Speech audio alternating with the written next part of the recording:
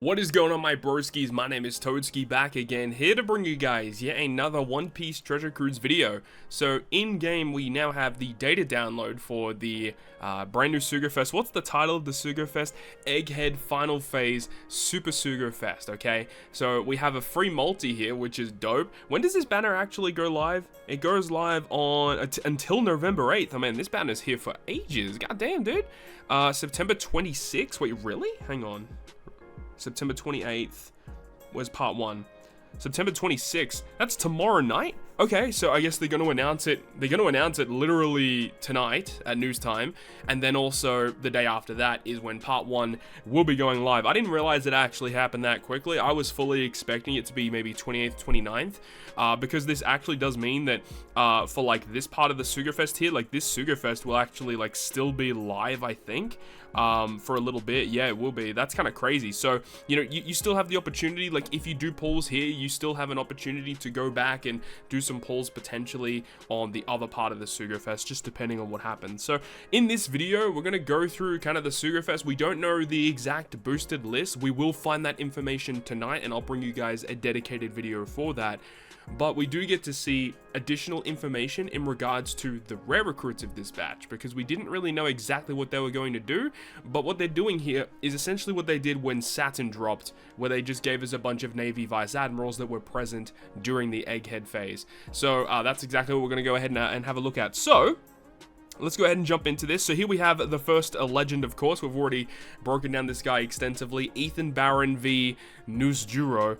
And there you go. There you can see his sprite there. It looks pretty sick. And this character does come at level 105. This character, I think, is going to be kind of interesting. But I think that in a vacuum by himself, this character isn't amazing. But in context of, you know, the other 5 elders, this character is going to be a great addition to that team. I think he's got a really interesting special that can work really well with the rest of the units, but as I said, by himself, I just don't think he's going to be very valuable, okay? So let's go ahead over to the other guy, which is the Saint Shepherd Jupiter, which, the crazy worm guy. Let's have a look at this sprite. This sprite is absolutely crazy, dude. It's massive. I can't wait to see all of these guys together on one team. It's gonna be amazing. So I do think that in Rumble, he does have some pretty interesting use cases. So we'll see if people are able to, you know, abuse him in Rumble. I do think he does have a place. And then in terms of normal content, he's essentially a reskinned version of Saturn. He's basically very similar in a lot of different ways, but of course, instead of boosting Inter-driven Striker, he boosts Dex-driven Powerhouse. So the obvious overlap with all of these 5 Elder characters is the fact that they're all driven. So we can fully assume that the other characters that are going to be dropping at the next part of the Sugo-Fest, we're going to have a strength one, and we're going to have a quick one, and both of which are going to be driven. Pretty self-explanatory at that point. This character does have Super Tandem boost, and I don't think any of the 5 Elders so far have Super Tandem, so very safe to assume that we're going to have Super Tandem in the third part of the Sugo-Fest. That would make a bunch of sense. So anyways, there's the 2 legends, I think both of which, with Saturn in mind, are going to be a really strong team. So the first of these rare recruits here is Hound. I honestly don't remember any of these Vice Admiral characters, but hey, you know, we've got this guy who is just constantly mewing the whole time. So Hound is a Psi fighter driven. Captain ability is bad, but then the special ability here reduces Rainbow Shield by 6 turns. He gives a color affinity boost of 2.25 to all characters. He changes adjacent slots, including block, into recovery, and if you have 4 or more Navy or World Government characters on the team, he further increases your color affinity by 0.5, so he becomes a 2.75 times color affinity boost, and extend the duration of attack boosts and color affinity boosts by 2 turns. So it ends up being a 2.75 3-turn color affinity boost to all characters if you have 4 or more Navy or World Governments. So, I mean, his special doesn't do like a ton. The only utility really is the Rainbow Shield removal. Being able to change adjacent slots into recovery could have some interesting use cases, and the fact that the color affinity is for all characters, I guess he's okay. You know, it is what it is, I guess. You can see that his tags Navy, Vice Admiral, Zoan, and also Egghead. So, it is what it is. You know, he does make Psi slots beneficial, and then also, all of these rare recruits have this very interesting crewmate ability. Reduces his own special charge time by 2 turns every time another Navy Vice Admiral uses a special. I kind of dig this. It's a really, really good crewmate ability and allows you, if you run like a full Vice Admiral team with all these rare recruits being Vice Admirals, you can actually get some pretty good stuff going here. He does have the special use limit potential ability, which is relatively rare, and the fact that he removes it by 3 turns for a generic rare recruit is pretty good. His support effect only attaching to other Navy Vice Admirals, and it says when you use the special of that character, it reduces damage reduction by 2 turns. Just an all-round solid rare recruit, I think. Very good support that can be used on a ton of different characters. I mean, like Legend Garp or any of the Garps that have the Navy Vice Admiral tag, this can be attached to, which is great. The other thing about these rare recruits is that they all have uses in Rumble. And the way that they kind of design each of these rare recruits, you have this guy who is side driven, which, you know, obviously works well with this guy, with Noose Duro. You've got this guy who is dex driven, who works with Jupiter, and then you have this guy who is int driven, who's supposed to work well with Saturn. So they actually all work well with you know, with other of the 5 Admiral characters. But in terms of the Rumble stuff, he gives buffs to Science Slasher, giving them HP and attack ups and defense, and then during Assault Rumble specifically, he gives HP 10 and CT speed at level 6 to himself. That's pretty substantial buffs. And then a 29 CT special that targets 3 enemies for 3.5. Psy and Slashers get defense up level 8, and then targets Navy and World Governments for level 8 attack buff. It is a shame that the buffs happen after the damage. It would make a bit more sense if it was in reverse order. And then during Assault Rumble, he targets fighter enemies for defense down level 8 for 20 seconds. Okay, so the fact that in Assault Rumble, he's going to be launching his special faster, he gives you more buffs. He's going to be a pretty solid unit, I think, but he's not going to be like one of those characters that you are going to make, you know, space for on a team just because he does what he does. He's not going to be that good, but hey, if you pull him alongside Noose Duro, you can use them together potentially if you wanted to do something like that. Okay, so the second rare recruit is Urban. I literally don't even remember this guy at all. So he is a dex shooter driven. Captain ability is bad, doesn't matter. And then the special ability here reduces 6 turns of attack down.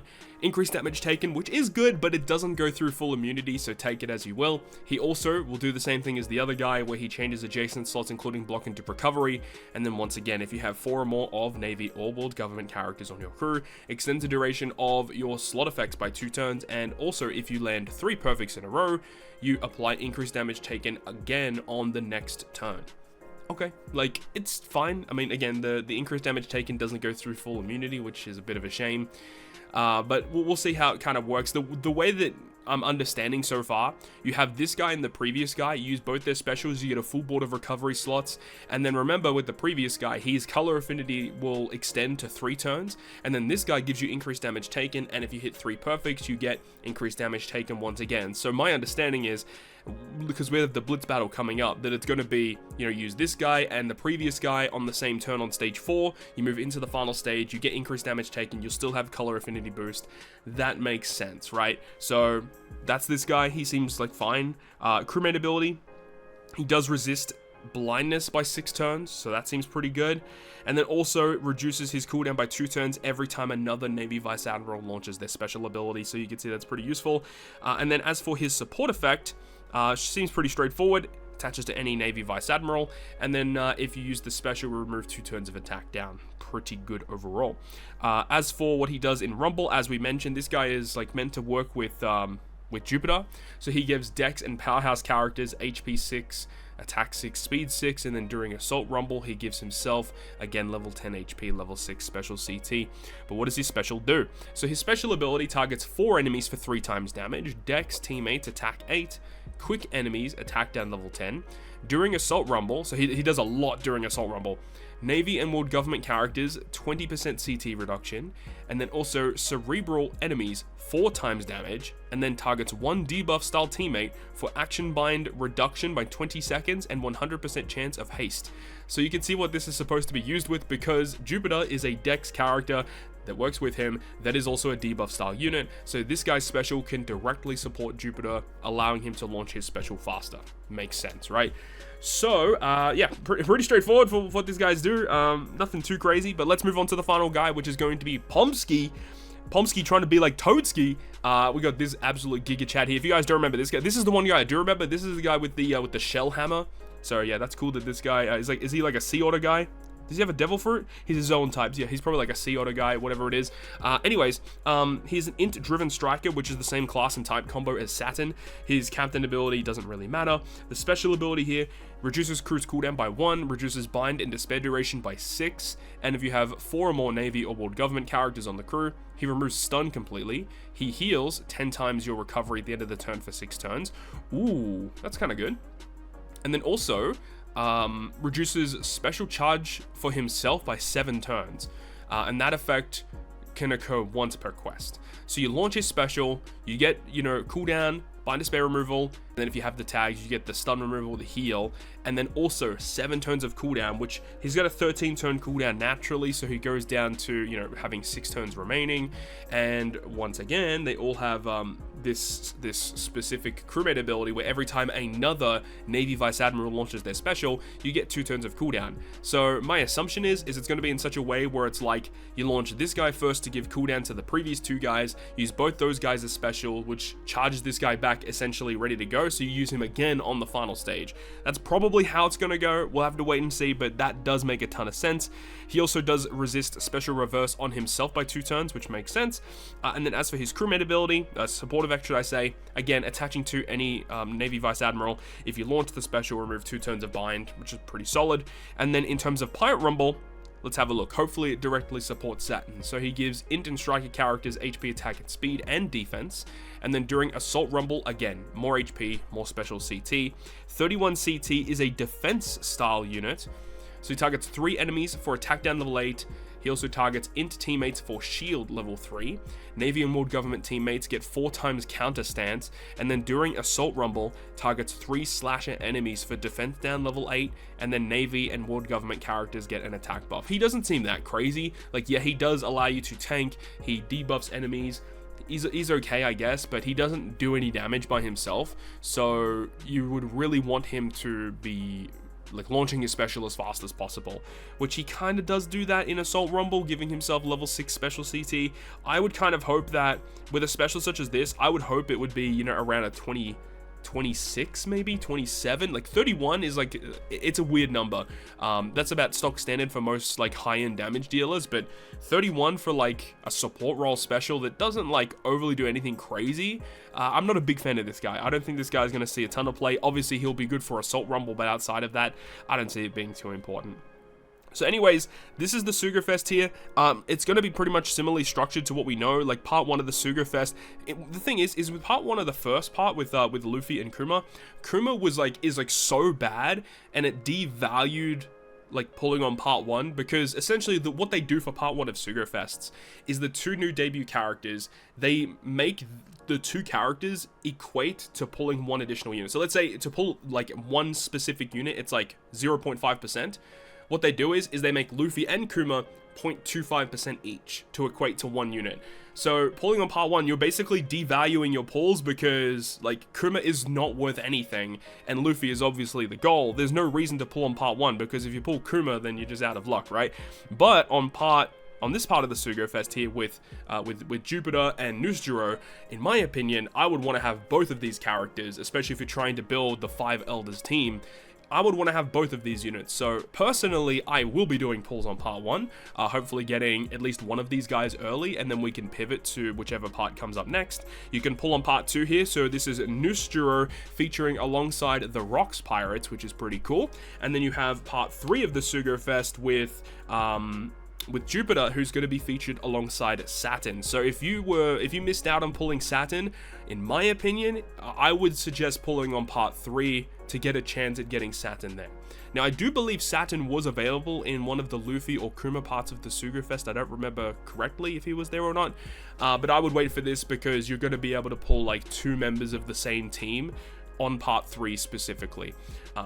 Even though, it's structured in such a way where you can technically still pull Saturn on part 1 of this Sugo-Fest, the chance to pull Saturn is drastically low compared to what it is to pull on his like actual featured part of the Sugo-Fest here. So if you're looking for Saturn, pull on part 3, because you can get Jupiter alongside him. And then obviously if you want to go ahead and get Nusjuro, he looks so cool. But I think that overall, I definitely think out of the 5 elders that they've revealed so far, like Nusturo in Treasure Cruise, his abilities aren't as good as the other two. He has like a little bit more utility stuff going on, which is good, but in terms of like overall usefulness, by himself, he doesn't seem that great. Whereas I can definitely see value in Saturn and Jupiter in some other teams. Now, obviously, you have to build very specific things around them, but I can definitely see myself using these guys in other teams because of their other abilities, and also the fact that Saturn does have Rush. You've got Jupiter with Super Tandem Boost. This guy's got Final Tap, so we still need to see Super Tandem and maybe another Super Tandem Boost as for the other 2 remaining characters. Also, if we go over to the event island here, you can see that we do have the Blitz Battle versus the Warrior of Liberation. So this is going to be the Blitz Battle here, and actually they mentioned the character tags for the bosses. This looks to be a very, very similar kind of Blitz Battle that we normally get. Nothing too crazy out of this one. There is going to be an event website focused around this as well, but essentially you just run as many high point boosts as you can. You clear it as much as you possibly can within, I think it's like 30 hours, 36 hours that you have. It might be a bit more. It might be close to 50 hours that the Blitz Battle is active for. So of course, when the Blitz Battle is live, we'll probably go ahead and stream it a little bit. We have the trial quest, so this is also going to be live. Always do this, by the way. When a new Sugo-Fest batch drops, go to the event island, clear the trial quest, because sometimes there are like SNS missions where if you clear the trial quest within a certain time period, you actually get rewards for doing so. I think they just distributed like 30 gems to everyone that cleared the trial quest beforehand, so always make sure to do this. Plus, it gives you a little bit of insight as to how these characters are supposed to synergize and work together. One other thing that isn't like shown in game, but the next PKA character for the month is actually going to be a free-to-play Gear 5 Luffy. I read him briefly. He seems actually pretty good, but it's another Gear 5 Luffy. It's going to be a free one this time, and that character will obviously super evolve in this month's treasure map, which when that will come up in October. So anyways, that's pretty much it, guys. That is going to wrap it up for me for this video. Hopefully you enjoyed it, and good luck to you guys that are pulling on this part of the Sugo-Fest. Remember, we are going to be getting a part 3, which is going to feature the other 2 remaining 5 elder characters, so definitely stay tuned for that. Hopefully you enjoyed the video, though. If you did, make sure to go ahead and leave a like, and if you want to stay up to date with all of the content that I post, including more One Piece Treasure Cruise content, make sure to hit the subscribe button down below. On that, guys, I'll see you guys within the next video.